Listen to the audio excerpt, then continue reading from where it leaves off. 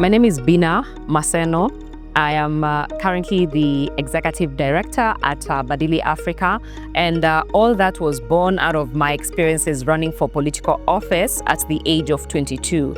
I'm very passionate about good governance, access to basic rights, because it's actually a right. And at 22, I had just gotten a scholarship to join university. But then back at home, I was so frustrated. I was so frustrated because access to basic rights, like good sanitation, like water, just not having water in your taps for the whole week. Security, planning my time, my activities, my errands around getting home early, because it's not a guarantee that I'll get home safe. I was so frustrated by the citizens, my mother, her friends, who actually have to invest in the small businesses to be able to take us to school. But then at the end of the day, we're also not able to access quality education. So I got frustrated and I decided to put myself in the political arena and run for member of county assembly in Kayole, which is in Embakasi Central. No one prepares you enough for what you're going to experience in the political arena, because one of the things that politics exposes you to is challenges that you never even imagine people go through. So I was able to understand my community better, because every other day I was interfacing with mothers, with children, with the elderly, with the people living with disabilities. And I got to understand this thing is bigger. Good governance, leadership is just not black and white, and it takes commitment, it takes integrity. And it reminded me that the people you're about to serve, people have lost hope in good leadership. People are in debt. People are struggling. How are you going to turn around that narrative? And so I'm very passionate about active citizenry.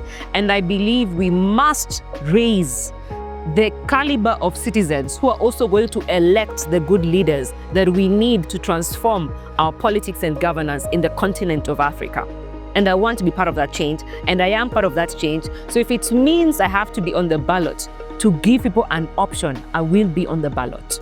I'm happy to be part of the International Idea training, because it's focusing on young women, and young women are the least represented in politics.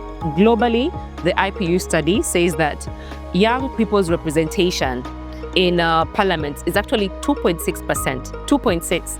But further, young women's representation is below 1%. And that's the reality here in Kenya, where young women's representation is below 1%. And that's a percentage that has remained consistent for the last 3 elections.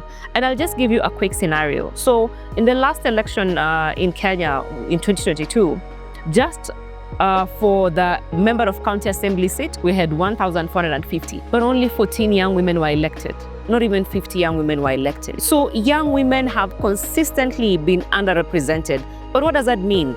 In a continent where 1 in 5 people are actually below the age of 24, and majority are young women, it means the challenges that we face in society, young women bear the brunt of it. Talk about female genital mutilation, young women bear the brunt of it. Talk about human trafficking, young women and children bear the brunt of it. Talk about gender-based violence, we have seen femicide cases in Kenya, they continue to rise. And the majority of the victims that we've lost to femicide and death have been young women. So young women must be at the forefront of policy changes, of governance decision, making sure that the choices we make actually reflect our priorities as a country, but also as young women in this continent. And so I'm grateful that we're able to gather here in terms of young women from different countries, because I've been able to connect with young women from Uganda, from Tanzania, from Burundi, for us to build the solidarity needed, because it's not an easy journey, but it's a journey that we must take to transform the leadership in this continent. And this is how it starts. When we build an army, when we build solidarity for a common cause, and the choices and the leadership we envision.